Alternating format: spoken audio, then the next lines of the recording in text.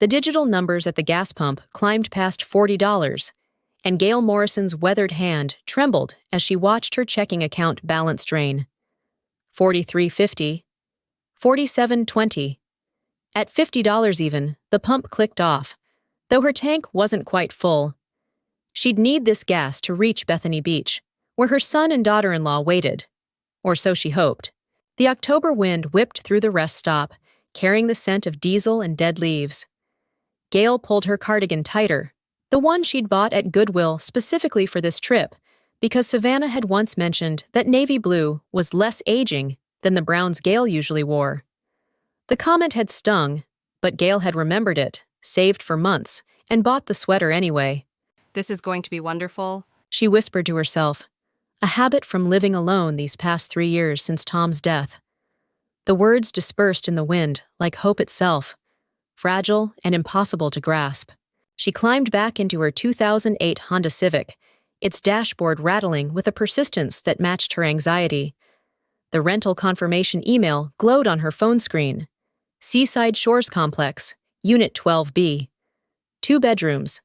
Ocean adjacent. It had cost her nearly everything in her savings account, money she'd scraped together from selling Tom's tools, skipping her blood pressure medication every other month, and eating oatmeal for dinner more times than she'd care to admit. But it would be worth it. 7 days with Darren. Maybe she could finally breach the wall that had risen between them since Savannah entered his life 5 years ago. Maybe they could talk about Tom without Darren changing the subject. Maybe Savannah would see that Gail wasn't the burden she seemed to believe. 2 hours later, Gail's GPS announced her arrival with electronic indifference. The Seaside Shores Complex squatted against the gray October sky like a forgotten relic from the 1980s, its pink stucco walls stained with rust from aging balcony railings. Unit 12B was on the second floor, accessed by exterior stairs that creaked with each step. She knocked on the door, her knuckles rapping out a rhythm of hope. Inside, she heard Savannah's distinctive laugh, that sharp tinkling sound that always reminded Gail of breaking glass. "Oh, good. She actually found it. I was betting she'd end up at the Seaside Suites instead." The door opened, and Darren stood there, his face carrying that expression Gail had come to recognize. The look of a man caught between loyalties and choosing the path of least resistance. At 34, he still had Tom's strong jaw, but his eyes had developed a shifting quality, never quite meeting hers anymore. "Hey, Mom, you made it." His hug was brief, perfunctory, like checking off an obligation. Behind him, Savannah lounged on the sofa in designer athleisure that probably cost more than Gail's monthly grocery budget. Her platinum blonde hair was styled in beachy waves that looked effortless, but Gail knew required hot tools and products she'd seen at the salon. $40 for sea salt spray alone. "Gail, don't you look comfortable? That's such a practical cardigan. Very sensible." Each word was honey-coated poison, sweet on the surface but corrosive underneath. "Thank you for coming, both of you. I've been looking forward to this for months." Gail set down the tin of homemade cookies she'd brought, Tom's mother's recipe for snickerdoodles that Darren used to beg for as a child. Savannah glanced at them with the expression of someone viewing roadkill. "How thoughtful. Though we're actually doing a cleanse this week. No processed sugar or gluten. I'm sure the seagulls will enjoy them." The afternoon dissolved into a series of small cruelties. When Gail suggested a walk on the beach, Savannah mentioned she and Darren had already gone that morning. "The sunrise was absolutely gorgeous. Early bird gets the worm, right?" When Gail pulled out the photo album she'd brought, hoping to share memories of Darren's childhood, Savannah suddenly needed to make urgent phone calls about her boutique back home.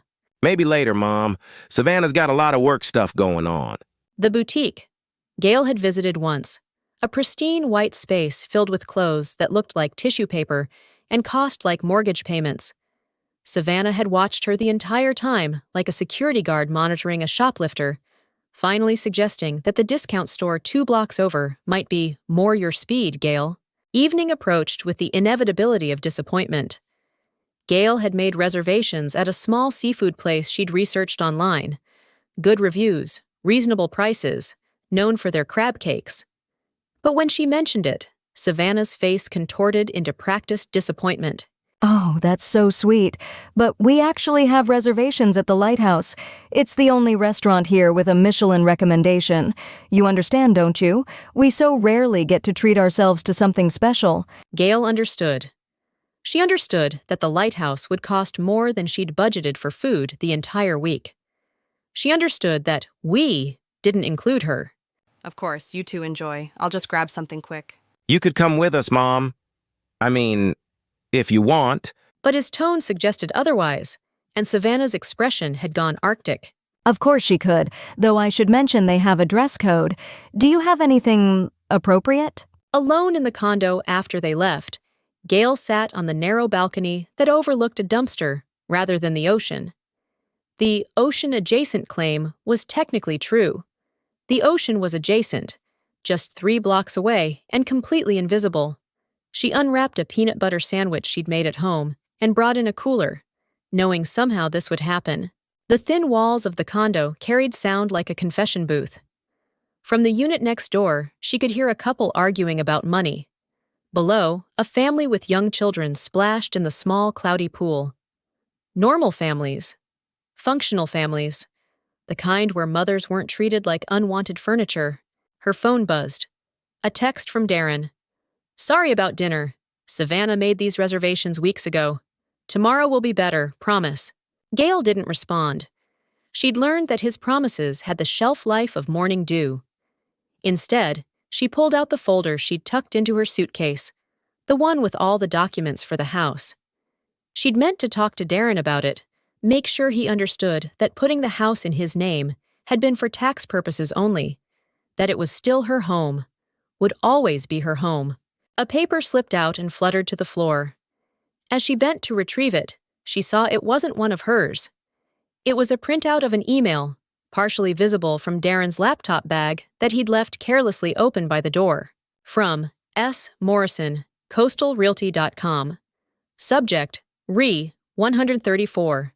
Maple Street, valuation. Property could list for $380,000 in current market.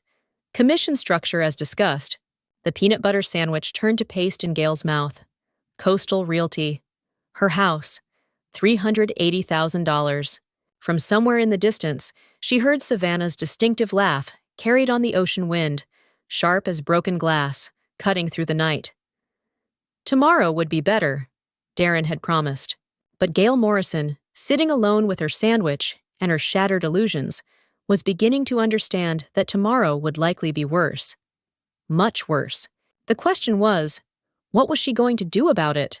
Previously, Gail Morrison discovered an email about selling her house, the home she'd transferred to her son's name for tax purposes, never imagining betrayal. Sleep had been impossible. Gail sat in the darkness of the cramped bedroom, listening to the couple next door continue their money argument while the email about her house burned in her mind. $380,000. The number rolled around her thoughts like a marble in a tin can, rattling her remaining faith in her son. At 2 a.m, she heard them return. Darren's voice carried through the thin walls, slurred with expensive wine. Told you she'd go for the guilt trip with those pathetic cookies. Shh, these walls are paper. Though honestly, what's she going to do? She's lucky we even agreed to this week. Gail pressed her ear against the wall, her heart hammering. Lucky? She'd paid for everything. The papers are ready though, right? Mitchell said. Not here, you idiot. Tomorrow, beach walk, away from the geriatric detective. They laughed, both of them, and the sound was like discovering your child had become a stranger. Or worse, an enemy. Morning came wrapped in coastal fog. Gail made instant coffee in the kitchenette, her hands steady despite the storm in her chest. She'd raised Darren alone for 10 years after Tom's death, helped with his college loans, co-signed for his first car. And this was her repayment, being called a geriatric detective, while they planned to steal her home. Through the sliding door, she watched them on the balcony. Savannah was on her phone, pacing with predatory energy. I can't wait much longer, baby. You know that. Yes, Thursday night. She'll be alone. Don't worry about him. He's handling his own entertainment. Baby? Gail's coffee mug trembled. Savannah ended the call and immediately made another. It's me, the lighthouse, 8:30. Wear the blue tie I bought you. Because she likes it, that's why. The sliding door was cracked just enough for voices to carry. Darren emerged from the bathroom, and Savannah's voice shifted to businesslike efficiency. Your mother's awake. Put on your concerned sun face. Maybe we should just... Just what? Grow a conscience? Too late for that, baby. You're in 45,000 with Marcus, remember? Unless you want him to start breaking things that don't heal. Gambling debts. Gail's chest tightened. Tom had always worried about Darren's impulsive streak, but this? Rachel texted again. She wants to meet tonight. So meet her. Keep her happy. God knows we need her husband to stay oblivious until this is done. Vincent Torino isn't someone you want as an enemy. Which is why you're going to be very careful. I have my own balancing act with Mayor Hutchinson's better half. They came inside wearing matching smiles that didn't reach their eyes. Morning, Gail. We thought we'd do the boardwalk today. Just the two of us, a little couple time, you understand? Before Gail could respond, Darren's phone buzzed. He glanced at it, and his face went pale. I need to take this. Work thing. He stepped onto the balcony, but not before Gail saw the contact name. Rachel with a heart emoji. Savannah busied herself with her purse, pulling out a prescription bottle and dry swallowing 2 pills. The label was turned, but Gail caught a glimpse. Klonopin. Anxiety medication. Interesting. These vacations are so stressful, aren't they? All this forced family togetherness. I suppose that depends on the family. Savannah's eyes narrowed, but before she could respond, Darren returned, sweating despite the cool morning. We need to go. Now. Meeting someone for breakfast. They left in a whirlwind of false promises about lunch together. The moment the door closed, Gail moved. She'd learned a lot as an administrative assistant, including how careless people were with passwords. Darren's laptop sat closed on the coffee table. She opened it, and it awoke without requiring a password, typical of her son's laziness. His email was open. She clicked on the sent folder, her heart hammering. There it was, an entire thread with Mitchell Stevens, real estate attorney. Transfer of deed, 134 Maple Street. The plan was meticulous. Claim Gail was showing signs of dementia, have her declared incompetent, sell the house, use the proceeds to pay Darren's gambling debts, and fund what Savannah called their fresh start in Miami. Another email thread, Maple Grove Senior Facility, Medicaid beds available. They weren't just planning to take her house. They were planning to warehouse her in a state-run facility, the kind where people went to disappear. Her phone buzzed. Unknown number. She almost didn't answer, but something made her pick up. Mrs. Morrison? This is Rachel Torino. We need to talk about your son. The voice was sultry, dangerous, with a New Jersey edge that could cut glass. How did you get this number? Darren's phone. Listen, I don't have time for pleasantries. Your son owes my husband's associates a lot of money. The kind of people who don't accept payment plans. His gambling debts. So you know. Good. Here's what you don't know. I've been keeping Vincent distracted by resuming our little arrangement with Darren. But Vincent's getting suspicious. When he finds out, and he will, your son won't need a house. He'll need a hospital. Maybe a funeral home. The threat was delivered casually, like discussing the weather. Why are you telling me this? Because I'm done being the side piece. Savannah thinks she's so clever with her mayor's husband, but we're all playing with fire. I thought you should know what your precious son really is before it's too late. The line went dead. Gail stood in the silent condo, processing. Gambling debts to dangerous people. Affairs that could end in violence. A conspiracy to steal her home and abandon her. Outside, the fog was lifting, revealing the ocean in the distance. She could hear Savannah's laugh carrying from somewhere down the beach. That sharp, breaking glass sound that now seemed like a warning. On the coffee table, Darren's laptop screen had gone dark, but Gail had seen enough. She picked up her phone and opened the camera. It was time to stop being the victim. It was time to start collecting evidence.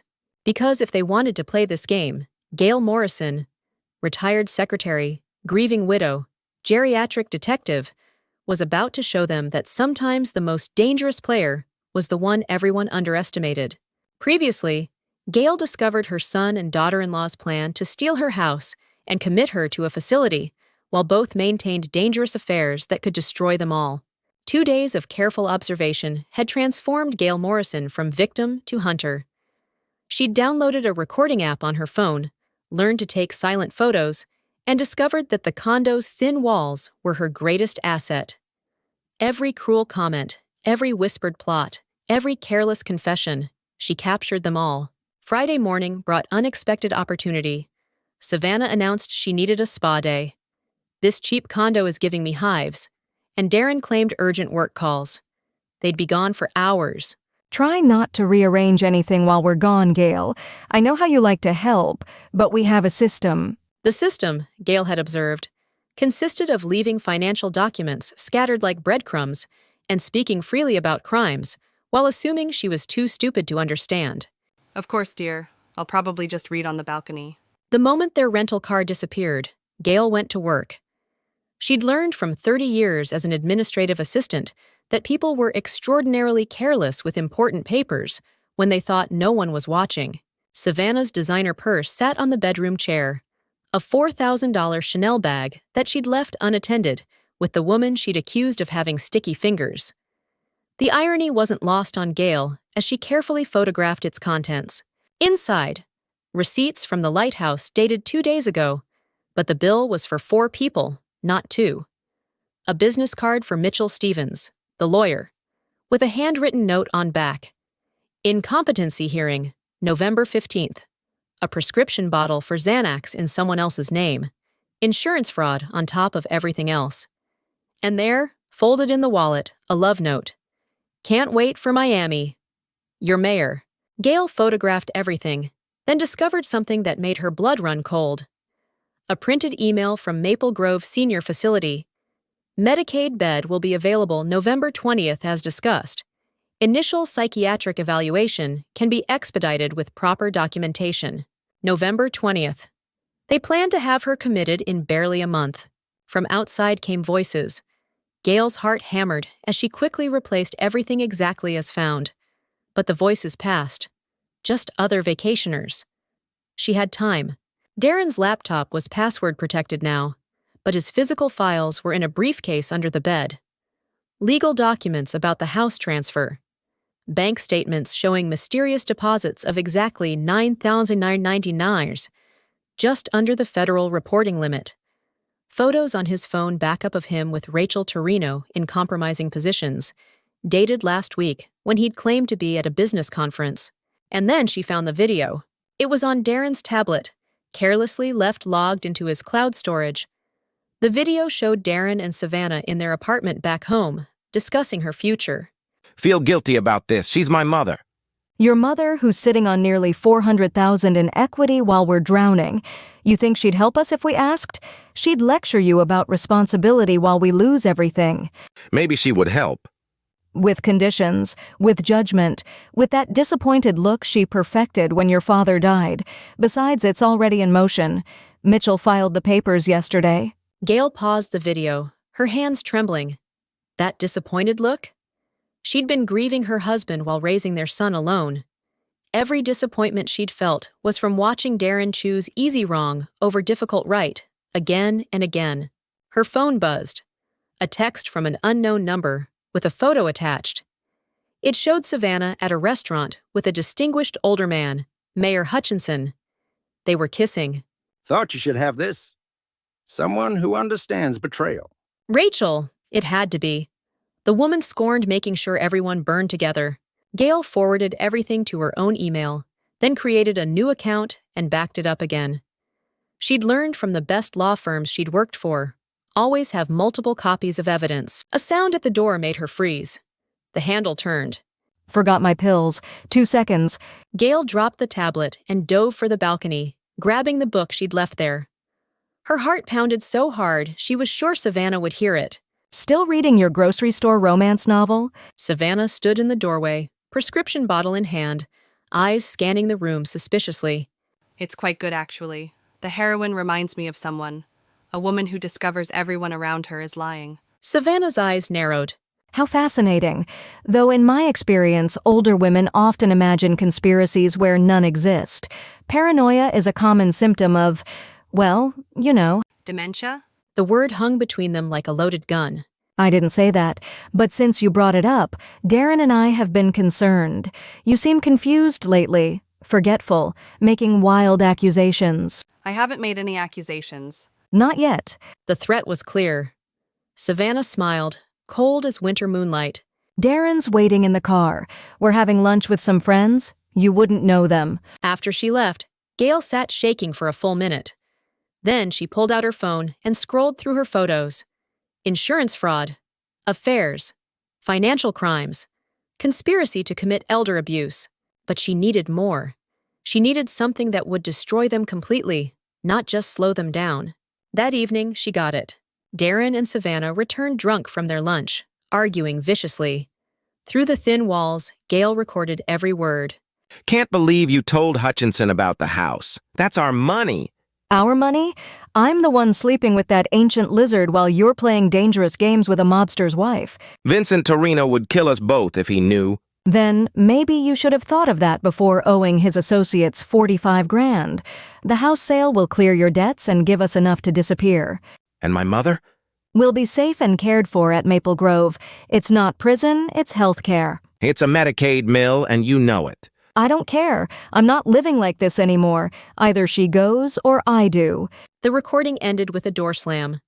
Gail sat in the darkness, her phone warm in her hand from recording so long.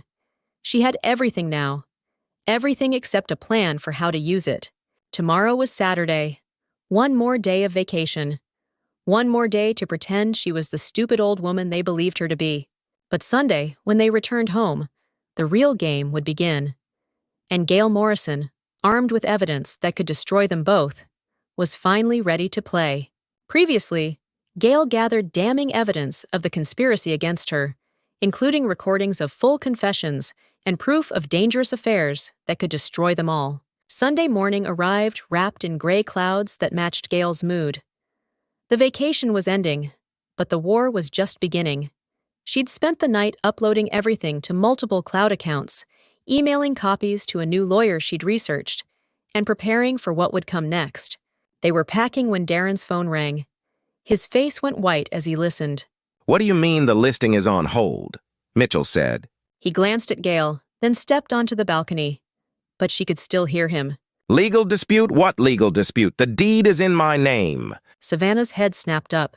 What's wrong? Darren ended the call, his hands shaking. Someone filed an injunction against the house sale. The realtor got a cease and desist letter this morning.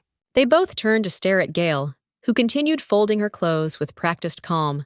Is everything all right? What did you do? Her voice was ice. I'm not sure what you mean. I've been here all week, remember? Being confused and forgetful.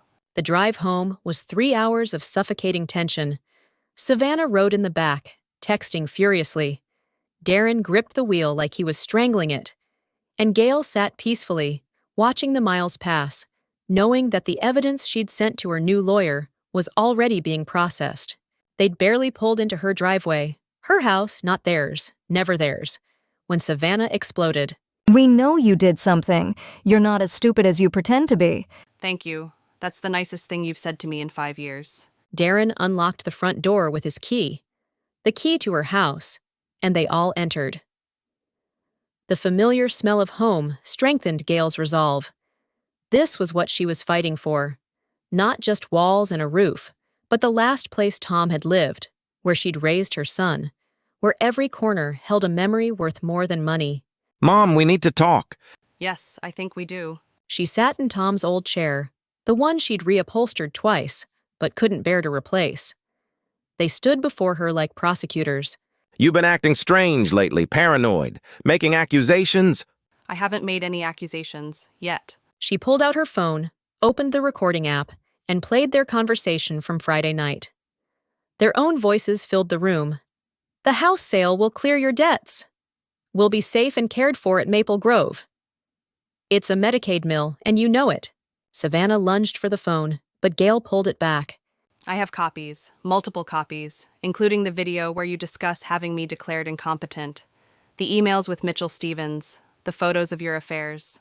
Darren sank onto the couch, his face gray. Mom, you don't understand. I understand that you owe $45,000 to associates of Vincent Torino. I understand that Savannah is sleeping with Mayor Hutchinson. I understand that you're having an affair with Rachel Torino, whose husband would probably kill you if he knew. Savannah's designer composure cracked. How could you possibly? No? The same way I know about the insurance fraud, the structured deposits to avoid federal reporting, and the plan to have me committed to Maple Grove on November 20th. She stood, feeling taller than she had in years. But here's what you don't know. I've already sent everything to my lawyer. And if you try to proceed with any part of your plan, copies will be sent to the police, the IRS, the mayor's wife, and Vincent Torino. You wouldn't. I'm your son. My son died when he decided to steal my home and lock me away. You're just someone who looks like him. The words hung in the air like a funeral bell. Then Savannah laughed, that sharp breaking glass sound. You think you've won? You have no idea what you've done. When Vincent finds out, and he will, we're all dead, including you. Then you'd better make sure he doesn't find out. Darren's phone rang. He looked at it and went even paler. It's Marcus. About the money. He answered, his voice cracking. I'll have it. Soon. I just need The shouting from the other end was audible across the room. 1 week. Please. 1 week. He ended the call and turned to Gail, desperation replacing anger. Mom, please. They'll hurt me. Actually hurt me. I know I've been terrible, but I'm still your son. And this is still my house, which you tried to steal. What do you want? Her voice was pure calculation now. I want you both out of my life, completely. Sign papers relinquishing any claim to this house. Leave and never contact me again. But the debts... Are your problem, created by your choices. Savannah grabbed her purse. This isn't over. You think you're clever, but you're just a lonely old woman who's about to be even lonelier. I'd rather be lonely than betrayed. They moved toward the door, but Gail had one more card to play. Oh, and Savannah? Mayor Hutchinson's wife received an interesting package this morning. Photos, very clear ones. Savannah's phone buzzed. She looked at it, and her face went white. Then it buzzed again. And again. You didn't... I did. Just like someone sent Vincent Torino a similar package about his wife and Darren. Darren's phone exploded with texts. His hands shook as he read them. Rachel says Vincent's looking for me. Mom, what have you done? What I had to do. You should both leave now and don't come back. They fled, Savannah's heels clicking rapidly on the walkway, Darren stumbling behind her. From her window, Gail watched their car speed away, tires squealing. She sat back in Tom's chair and closed her eyes. The house was quiet, peaceful. Hers. Her phone rang. Her lawyer. Mrs. Morrison, the restraining orders have been filed, and based on the evidence you provided, we're pressing charges for attempted elder abuse and fraud. Outside, storm clouds gathered, promising rain. But inside her home, her saved, secured home, Gail Morrison finally felt the sun. Previously, Gail exposed the conspiracy and sent evidence of the affairs to dangerous parties, forcing Darren and Savannah to flee while initiating legal action to protect herself. 3 weeks of silence had been both blessing and curse. Gail Morrison stood at her kitchen window, watching November rain streak the glass, transforming the world into an impressionist painting. The restraining orders were in place. The house was legally protected. But silence from Darren and Savannah felt like the held breath before a scream. Her lawyer, Margaret Chen, had called that morning with an update. The fraud charges are moving forward. The prosecutor is particularly interested in the elder abuse angle. But Mrs. Morrison, your son has been hospitalized. The news should have devastated her. Instead, Gail felt only a hollow acknowledgement of inevitable consequences. What happened? Assault, multiple fractures. He won't say who did it, but given what you told me about Vincent Torino... The coffee in Gail's mug had gone cold, but she sipped it anyway, tasting bitter truth. She'd pulled the trigger on mutually assured destruction, and now everyone was paying the price. A knock at the door made her jump. Through the peephole, she saw a woman she recognized from photos. Rachel Torino. beautiful in the dangerous way of broken glass, with dark hair and darker intentions. Gail opened the door, but kept the chain on. Mrs. Torino. We need to talk about your son, about my husband, about the mess you've made. I didn't make this mess. I just exposed it. Can I come in? Please, I'm not here to threaten you. Something in her voice, a weariness that matched Gail's own, made her undo the chain. Rachel entered, designer heels clicking on hardwood, and Gail saw the bruise she'd tried to cover with makeup, a purple shadow along her jawline. Vincent knows everything now, about Darren, about my part in it. Your son's in the hospital, but he's lucky. Vincent wanted to do worse. And you? I'm leaving. Tonight. I've been planning it for years, but your little expose gave me the push I needed. Vincent's distracted by his rage at Darren. It's my window. She pulled out an envelope, placed it on Gail's coffee table. Savannah's location. She's hiding at her sister's in Jacksonville. Thought you might want to know for the legal proceedings. Why help me?